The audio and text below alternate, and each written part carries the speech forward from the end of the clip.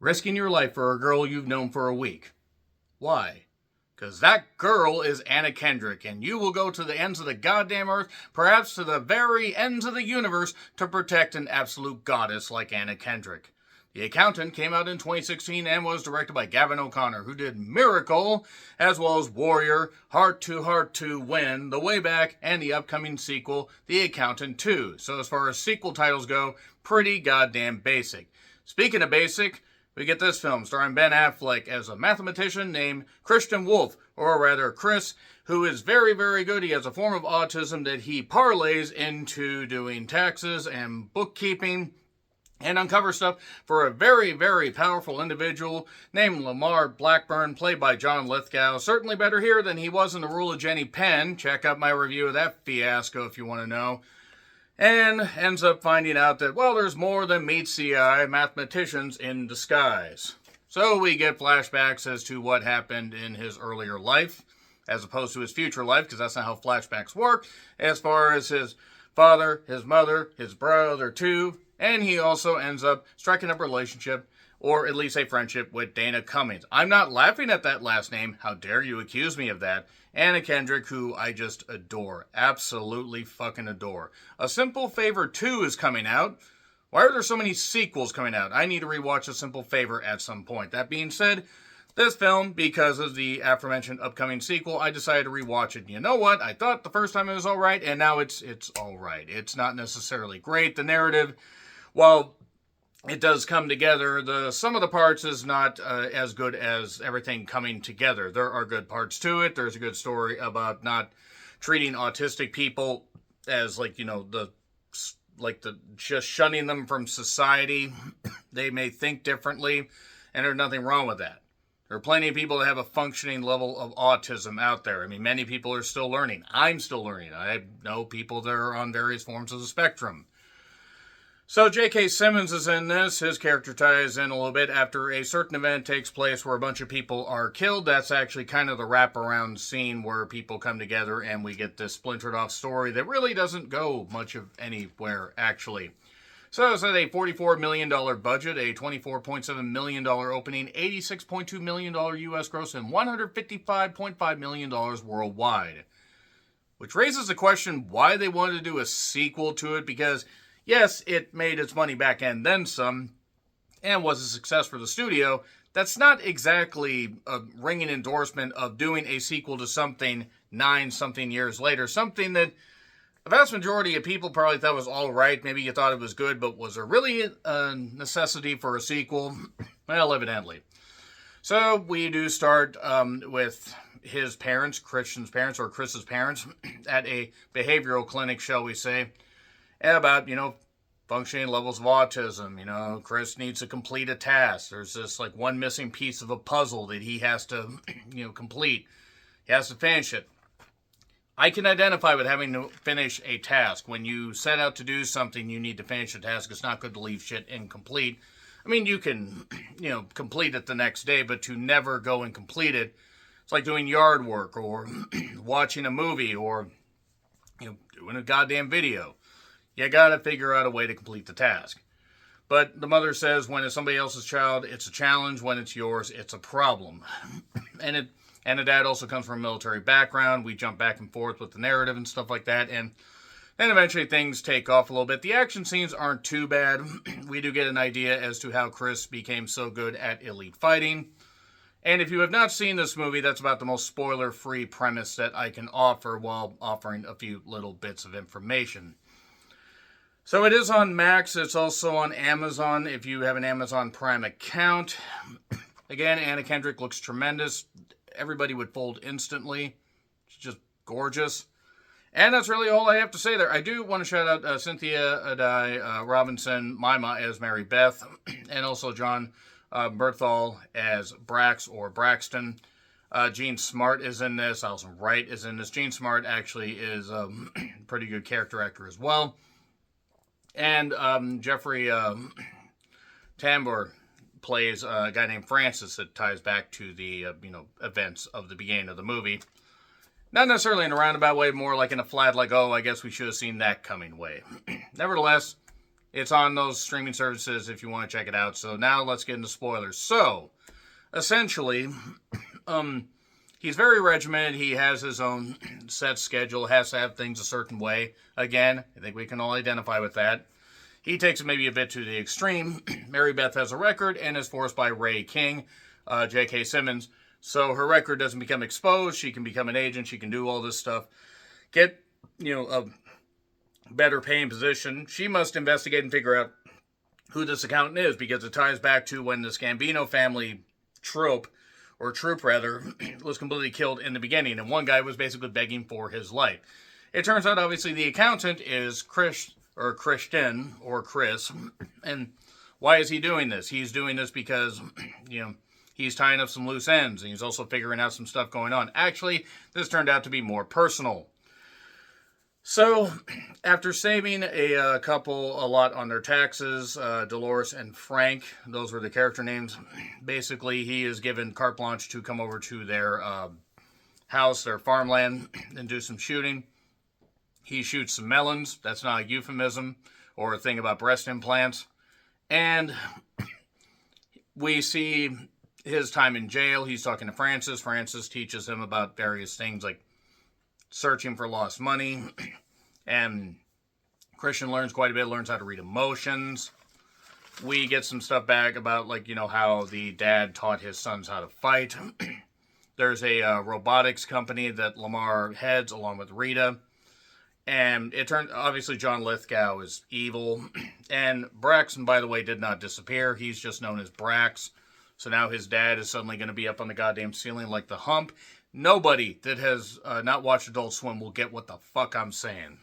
So, Christian's way too good at his work. He writes stuff down on goddamn windows. He's doing all this. It's very obvious that Dana has a bit of a crush on him, shall we say. Probably like, oh, this guy's actually really nice, and a bit standoffish, but pretty nice. And they share stuff a little bit. We see this dent in this thermos that ties back to something where he escaped from jail. Or beat the shit out of somebody, basically, that did something really bad. Anna is fucking adorable, is what I wrote down. I mean, she really fucking is. And I mean with respect. She's actually a very accomplished actress, but she is fucking adorable. So, take a look. It's in the books. It's an accountant, Rainbow. And he wrote stuff on all the walls. He's trying to figure this stuff out. There's a guy named Ed that was skimming money, that was, one of the high-end muckety-mucks there, that was a friend of Lamar's, and suddenly Brax, with a lot of soldiers, shows up and basically says, hey, Ed, your wife can cash in on your life insurance policy, but what you're going to do is you're going to OD on insulin. That's not a good thing to do if you're diabetic. It's not a good thing to do in general to OD, but especially if you're diabetic, you got to measure that shit. So Lamar then decides to have the office cleaned up, basically because it turns out that Dana found some stuff, Chris found some stuff, and now he's trying to cover all this shit up. Mary Beth is doing her investigation, eventually finds out that Christian Wolf is, a mathematician variation. There's talk about all these mathematicians throughout history that had a form of autism to an extent, or Asperger's syndrome. I kept calling Asperger's syndrome because I'm an idiot. And I did like how he rescued Dana. Dana hit one guy with the toilet seat back. That was actually kind of nice. And he rescues Dana. He has a storage unit with this trailer, tricked out, all this money, all this gold, all this stuff. He's ready to take off and everything. And he even has an original Jackson Pollock that's all covered in bad paint. And upon first meeting Dana and talking to her a little bit, she basically, she doesn't worm her way in a bad way, but a little bit later on, it's obvious there's a little chemistry. He talked about moving 34 times in 17 years. The mother left them. The mother either couldn't take this shit anymore, or the dad was too regimented and she just couldn't take his behavior. So she talked about wanting to get a prom dress basically to make a statement. She didn't have the money. She studied up how to do blackjack. She ended up losing her ass all but $20. Took the $20 to a nickel slot, walked out with $2,000, paid for a limo, paid for the dress, wore it once just to get noticed. Respect. Definitely can respect that. Anna seems like the smart enough person to do that. I know she's playing a character, but there we go. And then this woman, I think, called Handler, she is talking she's doing this restricted call. She's a very nice sounding British woman that is telling him, your objective is to do this. So there's this thing called ZZZ accounting. Rita's dead. She got shot. She got taken out, seemingly by Brax to tie up all these loose ends. There's a strip mall area with all these things for books to be cooked. It's a money laundering front, essentially, something like that. And Chris basically ends up going totally not off the goddamn rails because he's still in control, but he's like, he needs to get at Lamar because he appreciates Dana. Again, Anna Kendrick, how could you not? Let's appreciate her. Mary Beth basically finds out more about this. She tells this stuff to Ray. Ray talks about showing up and seeing all these dead mobsters at the beginning, including a guy that he sat on and listened to brag and brag, and was all verbose. And then he heard such fear in his voice because he knew his time was done because Ben Affleck was going to kill him. So that was actually pretty goddamn nice. Francis, the guy that, he formed a bond with, that is, and Ray talked to him and then found out that Francis had gotten released from prison. Francis got killed. And, okay, so guess what? We basically just had Chris go goddamn rogue and kill 9 mobsters. He's like, I'll tie up this loose end with my fists and guns. And somebody broke his oral code. I think that's how that phrase goes. And suddenly Chris is outside the house where Lamar is and Brax is and his various goons. And the goons get dispatched, except for Brax. He sees, oh shit, that's my brother that I've been looking for a while. They apparently had a strained relationship. Kind of makes sense since they're both hitmen to an extent. They get in a bit of a fight. They have a verbal spat also. And basically, you're not going to fight me. And then he ends up fighting him. And, Chris almost ends up putting his goddamn bullet in his brother's skull. But there you are.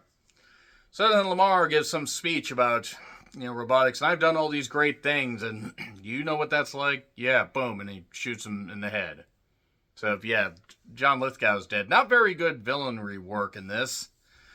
Things are good. Mary Beth gets her high-paying job, helps a tech guy out that helped her with all these names. John Lithgow is dead. Hooray, in the movies. And also, Dana gets sent something that they talked about earlier. She mentioned about, art, dogs playing poker, that kind of stuff. And he sends her a picture of dogs playing poker. And then we go to back to the institution where the doctor's still doing work. There's another boy that is, talking about autism and talking about helping, people in society, not shunning them.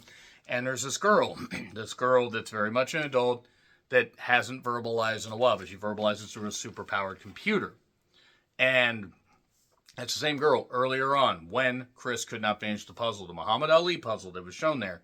He was upset. She handed him a piece, even though, out of your bubble, that kind of stuff. And it was a nice moment and everything, and we basically did that. And that is the end. He takes the trailer, he takes off. Anna Kendrick repairs her apartment. I hope she got some money from him for all the bullet holes and all the stuff going on, but that's it. Now we get to see what The Accountant 2 is like. The Accountant 2 seems to be focused more on the brothers kind of teaming up guerrilla warfare style, but we will see. Honestly, the movie is a C+. It's not great. It has a committed performance from Ben Affleck. It has the adorableness of Anna Kendrick, and it has a decent story, but a story also is janky and a bit uneven. That's my opinion, though. So agree, disagree, what I said, like, share, subscribe, Twitter, Letterboxd, Blue Sky handles in the description. I'm John Ritlin. I'll see you soon.